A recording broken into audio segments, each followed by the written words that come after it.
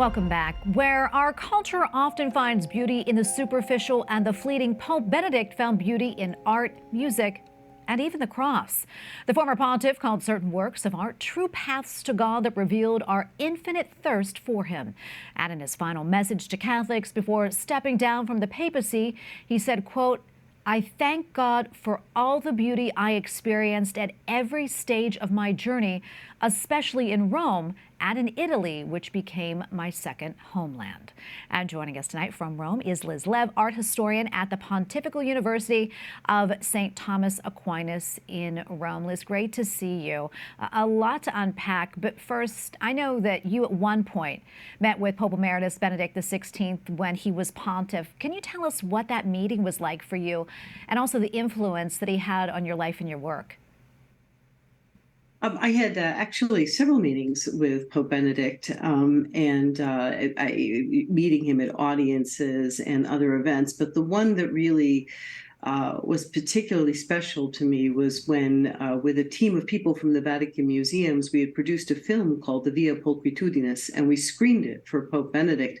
And at the very end, we were able to go up and to greet him. And I wish I could tell you I said something terribly brilliant, but it just it meant so much to me to be able this task, this commission that we had made really for him to try to create an itinerary through the museums that talked about the way of beauty inspired by his words, and then to be able to present him and thank you for inspiring us. It was I think the memory that I've been reflecting on the most in these days. That's beautiful. As we mentioned, Pope Benedict was especially grateful for the beauty that he experienced while in Rome. Liz, can you talk to us about his impressions of Rome? Well, I can, but there's a beautiful way he spoke of his own impressions. I mean, he moved to Rome in 1982, so he was here for 40 years, and he wrote this incredibly beautiful little book. It's about 100 pages long, called Images of Hope, and it's meditations on major feast days. And he takes us in many of these meditations to these different sites in Rome that he loved. We're standing in Santa Maria Maggiore, we're looking at the apse mosaic of San Clemente, we're in St. Peter's, and we see it through his eyes, this beautiful mixture of the beauty of the site, the work of art, the mosaic at San Clemente that's awakening his theological thought. And then he takes us deeply into the mystery of the feast around the church. It's the most beautiful melding of art and faith. And he really, I mean, he left this little bitty jewel for us, for those of us who want to see other places, but particularly in the Eternal City, up close and through his eyes. You know, Liz, critics often call him a man at odds with the modern world due to his staunch defense of church teaching on moral issues. But Pope Benedict pointed to an underlying disease, which he said was an inability to recognize authentic beauty. What do you think he meant by that?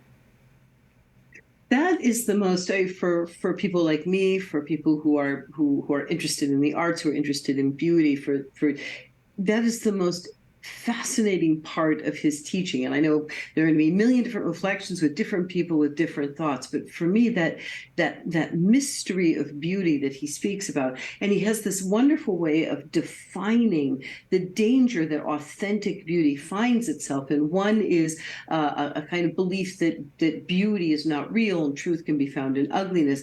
But here he refers to this dazzling false beauty, something that captures the eye, something that's glitzy and glammy, and it makes us desire, it makes us want to possess it, it makes us want to have power over it. And that kind of beauty, he describes it as something that closes us in on ourselves instead of a beauty that opens us up, that allows us to feel the Spirit. It's a beauty that makes us kind of close up tightly upon ourselves. And that kind of beauty, he says, has grown very pervasive in this world, looking at a beauty that will be solely at drawing us inwards instead of outwards, and that it was one of the things that the modern age really has to address.